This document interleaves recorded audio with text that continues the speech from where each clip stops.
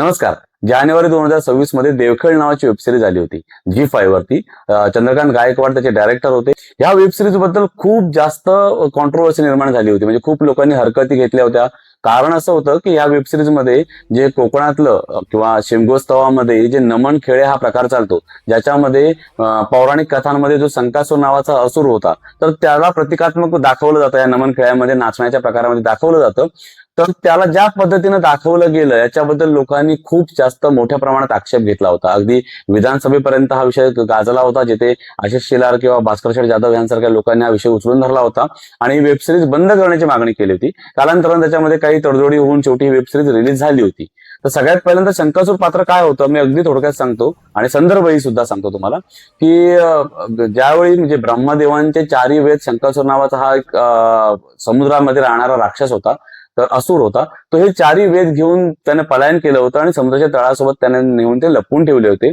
ज्यावेळी ब्रह्मदेवांनी विष्णूंना सांगितलं तेव्हा विष्णूंनी मत्स्य अवतार घेतला होता आणि त्यांनी मग त्याचा संहार करून ते वेद मिळवले होते परत. तर आता जरी आपल्या पौराणिक गोष्टींमध्ये शंकासुराला राक्षस म्हणून किंवा असुर म्हणून दाखवलं असेल, तरी कोकणामध्ये मात्र पूर्वीपासून फार वेगळी प्रथा आहे की इथे शंकासुराला या शिमगोत्सवामध्ये अक्षरशः पूजलं जातं. काही ठिकाणी त्याला नवस लावले जातात, काही ठिकाणी त्याला नैवेद्य दाखवला जातो किंवा अगदी घरात म्हणजे मी स्वतः कोकणातला असल्यामुळे मी तुम्हाला सांगतो की प्रत्येकाच्या घरोघरी एक खेळे हा जो प्रकार नमन आणि खेळे प्रकार आहे आणि त्याच्या समोर शंकासूर एक छान मुखवटा घातलेला डार्क निळ्या रंगाचा वगैरे ड्रेस असतो, काही ठिकाणी काळ्या रंगाचा असतो आणि त्याला पांढऱ्या रंगाची मिशी, दाढी आणि उंच अशी टोपी आणि एका हातामध्ये रुमाल आणि एका हातामध्ये चापकासारखा एक प्रकार असतो आणि कमरेभोवती छान घुंगरांचा पट्टा असतो आणि नमन खेळांच्या पुढे हा शंकासूर नाचत असतो. तर लहानपणापासूनच अगदी लहान थोरांमध्ये अगदी छोट्या मुलांमध्ये तर प्रचंड भीती असते शंकासुराबद्दल आणि त्याच्यात काही अजून अशा म्हणजे रोमांचक गोष्टी आहेत की त्याला आपण जाऊन काहीतरी काही मुलं डिवसतात आणि मग डिवसल्यानंतर तो त्यांचा पाठलाग करतो आणि त्याला आपण सापडायचं नसतं आणि सापडला तर तो त्या चापकानं फटका मारतो. तर ह्या खूप छान गोष्टी आहेत कोकणामध्ये. तर त्या दाखवण्याचा प्रयत्न केला होता, पण ह्या जी देवखेळ वेब सिरीज होती याच्यामध्ये हे दाखवताना त्या सिरीजचा मेन गाभा असा होता की दरवर्षी शिमग्याला तिथे एक खून होत असतो. असं सलग 15 वर्ष होत असतं आणि लोकांचा असा समज असतो की जो कोणी वाईट वृत्तीचा माणूस असतो किंवा जो कोणी चुकीची कर्म करत असतो त्या माणसाला शंकासूर स्वतः येऊन शिक्षा देतो आणि तो त्याचा खून करतो. आता ह्या एका गोष्टीमुळे प्रचंड गदारोळ माजला होता की शंकासुराला लोक देवाप्रमाणे पुजतात आणि तुम्ही त्याला इथे खुनी म्हणून दाखवताय.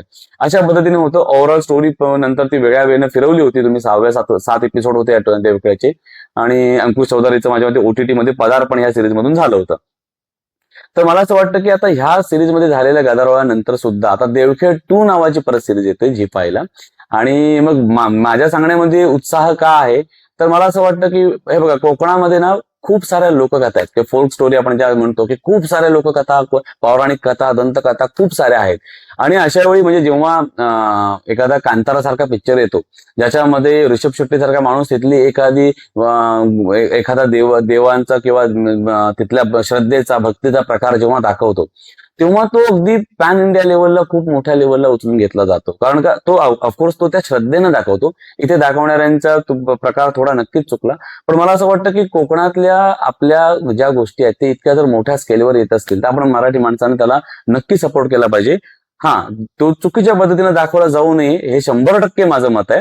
पण त्याच्यात मी परत दोष देईन आपल्या माणसानं, कारण का माझ्या माहितीनुसार ही जी देवखेळची स्टोरी होती ही कोकणातल्या लोकांनीच लिहिली. म्हणजे चंद्रकांत गायकवाड काय, अंकुश चौधरी काय किंवा प्राजक्ता माळे काय हे काय मूळचे कोकणचे नव्हेत, पण हे देवखेळ 1ची जी स्टोरी लिहिणारी लोक होते हे कोकणचे होते. त्याच्यामुळे त्यांनी ह्याच्यावर विचार करायला काही हरकत नाही. पण मला असं वाटतं की ठीक आहे, आता देवखेळ 1 सिरीजमुळे जो काही त्याच्यातून त्यांनी धडा घेतला असेल त्याच्यामुळे मला असं वाटतं की देवखेळ 2 मध्ये त्यांनी स्टोरी लिहिताना ह्या गोष्टींची नक्की काळजी घेतली असेल. तर तुम्ही टीझर जर पाहिला त्याचा तर तुम्हाला पहिल्या देवखेळ 1 मध्ये जेव्हा प्राजक्ता माळी आणि अंकुश चौधरी यांचं थोडंसं जुने कनेक्शन दाखवलं होतं बघा, तर ह्यामध्ये तुम्हाला क्राईम, थ्रिलर किंवा सस्पेन्स ह्याच्या सोबतच त्यांनी अजून एक नवीन अँगल ऍड केलेला दिसतोय, तो म्हणजे अंकुश आणि प्राजक्ताचा रोमांस. तर तुम्हाला याच्यामध्ये तो एक रोमांस दिसतोय आणि टीझर सुरू होतो तेव्हा एक मंदिराचा सीन आहे आणि मंदिराच्या समोर सगळे लोक एक उत्सव चालू आहे, त्याच्यामध्ये छान अगदी मग्न होऊन नाचतायत आणि त्याच वेळी तिथे एक खून होतो. बरं, हा जेव्हा ते लोक नाचतायत ना त्यावेळी बघा तुम्हाला म्हणजे आय डाऊट की ह्यावेळी सुद्धा संकासुरच असणार आहे का, कारण टीजर मध्ये संकासुराचं कुठेही अजिबात त्यांनी एकही सीन दाखवलेला नाहीये. पण काही त्यांनी असे हे दाखवलं की असे मालवण साईडला किंवा खाली कोकणामध्ये सिंधुदुर्ग वगैरे साईडला जे मुखवटे घातले जातात, म्हणजे नरसिंहाचे किंवा नरकासूर वगैरे असे मुखवटे घातले जातात, तसे मुखवटे घालून नाचताना लोक दिसत आहेत. आणि त्याच्यामुळे मला म्हणजे आय डाऊट की ह्याच्यामध्ये शंकासुर असणार आहे देवखेड 2 मध्ये, की मग त्यातलं काहीतरी स्टोरी त्या साईडला शिफ्ट करून तसं काही दाखवणार मला नक्की माहित नाही. पण त्याच्यामध्ये तुम्हाला लोक नाचत असताना अचानक तिथे खून होतो आणि अंकुश चौधरी तिथे धावत पोहोचतो, तेव्हा तिथे आपली प्राजक्ता माळीच्या हातामध्ये कोयता असतो आणि तिचे जर एक्सप्रेशन पाहिलेत तर त्याच्यावर असं कळतं की कदाचित तिने ही मर्डर केली नाहीये, तिला ट्रॅप केलंय. आता ऍक्च्युली सिरीज बघितलं तुम्हाला कळेल की तिला ट्रॅप केलंय की ती अंकुश चौधरीला ट्रॅप करते, खोटं दाखवते, की ती खरंच मर्डरर आहे, हे सगळं तुम्हाला सिरीज मधून कळेल. पण सगळ्यात जास्त मला ह्यावेळी देवखेड 2 मध्ये जो मी छोटासा टीजर बघितला यात आवडलेली गोष्ट म्हणजे त्याचं बॅकग्राऊंड म्युझिक. म्हणजे मला बऱ्याचशा साऊथ पिक्चरचं जे बॅकग्राऊंड म्युझिक, जे तुम्हाला अशा पिक्चर साऊथचे जे असे पिक्चर असतात त्यांचं जे बॅकग्राऊंड म्युझिक असतं जबरदस्त अगदी हिट होणार, तसं बॅकग्राऊंड म्युझिक मला ह्या देवखेड 2 मध्ये वाटते. तर मी ऍक्च्युली एक्साइटेड आहे. आणि माझं म्हणजे आता मी परवा एक व्हिडिओ केला होता त्याच्यामध्ये बायंगी नावाचा एक चित्रपटाचा पोस्टर रिलीज झालाय, अमेय वाघ वगैरे त्या चित्रपटामध्ये आहे, तर त्याच्याबद्दल मी रिव्ह्यू केला होता. तर बायंगी आता बघा, श्रद्धा अंधश्रद्धा हा फार वेगळा विषय आहे, पण कोकणातल्या या कथा मोठ्या पडद्यावर येतात, लोकांना कळतात, हे मला माझ्यासाठी खूप समाधानकारक आहे. सो तसंच आता हा अजून एक प्रकार आहे. आणि मला असं वाटतं की ज्या पहिल्या देवखेड 1 मध्ये ज्या काही चुका झाल्या होत्या त्या सगळ्या ओव्हरकम ह्याच्यामध्ये नक्की केल्या जातील आणि तुम्हाला एक उत्कृष्ट वेब सिरीज बघायला मिळेल असं मला वाटतं. आता ह्याच्यासोबतच अजून एक जी5 ला एक वेब सिरीज येते, ते म्हणजे कोण यशवंत पानसरे. आता पानसरे हे आडनाव आपल्याला बऱ्याच ठिकाणी ओळखीचं वाटतं, म्हणजे कादंबरीवरून असेल किंवा अजून काही गोष्टींमुळे असेल. तर मी आधीच क्लिअर करतो की असं काही नाही, सत्य घटनेवर आधारित स्टोरी नाहीये. आणि सगळ्यात छान गोष्ट म्हणजे याच्यात बऱ्याच दिवसानं भरत जाधव तुम्हाला लीड रोलमध्ये बघायला मिळेल. म्हणजे मराठीमध्ये जे काही एक आपल्या अभिनयानं संपूर्ण चित्रपट आपल्या खांद्यावर पेलू शकतात असे जे काही कलाकार आहेत, म्हणजे जुन्या अशोक सराफ, लक्ष्मण बेर्डे किंवा ह्या सगळ्या लोकांनंतर जे आता ज्यांनी चित्रपटसृष्टी सांभाळली त्याच्यानंतरच्या कालावधीमध्ये, त्याच्यामध्ये अगदी पहिलं नाव येतं म्हणजे भरत जाधव. तर ते तुम्हाला ओजी भरत जाधव याच्यामध्ये बघायला मिळत आहेत. आणि ही एका अशा वकिलाची स्टोरी दिसते की जो फक्त नोटरी करण्यापुरताच मर्यादित राहिलेला आहे. त्रस्त आहे सगळ्या लाईफमध्ये, तीच लाईफ आहे, तोच थंड चहा, तेच डब्यामधून ओरगळणारं भाजीचं तेल, अशा प्रकारचे डायलॉग्स आहेत. आणि तो नोटरी करतो आणि त्याच्यावर कोणतरी येतो केस लढायला, ज्याला तो सांगतो की नाही, मी नोटरी पुरता मर्यादित आहे.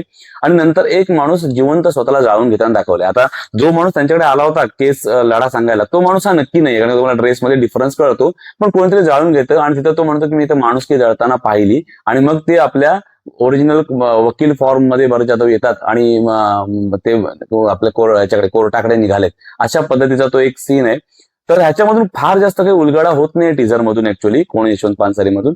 पण माझ्यासाठी सगळ्यात मोठी आणि एकच जमेची बाजू म्हणजे भरत जाधव. मला या माणसाच्या अभिनय क्षमतेवरती पूर्ण विश्वास आहे. सो मला असं वाटतं काहीतरी दमदार बघायला मिळेल. सो या दोन्ही वेब सिरीज साठी मी एक्सायटेड आहे. कदाचित आता ही देवखेड सिरीज आहे ती 2027 ला येईल आणि कोण यशवंत पानसरेचं अजून डेट काही त्यांनी डिक्लेअर केलेली नाहीये. तर तुम्हाला जर हा रिव्ह्यू आवडला असेल तर सबस्क्राईब करा, लाईक करा, कमेंट करा. थँक्यू.